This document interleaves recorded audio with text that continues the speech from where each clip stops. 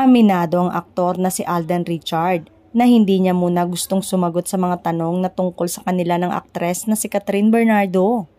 Hanggang ngayon kasi ay wala pang say si Alden sa mga tanong kung nanligaw ba talaga siya kay Catherine o bakit tumigil siya sa panliligaw o kung ano ang mensahe niya sa Katdan fans. Sa programang Showbiz Police ng DWAR, ibinahagi ng host na si Roldan Castro ang pahayag ng aktor.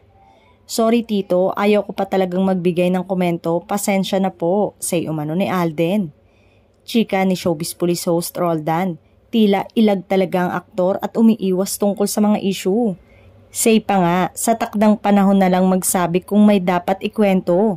Matatandaan namang nagsama sila bilang love team, sina Alden at Catherine sa pelikulang Hello Love Goodbye at Hello Love Again.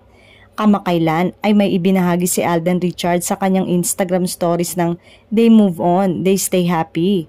Ang post umano ni Alden ay regarding his personal life.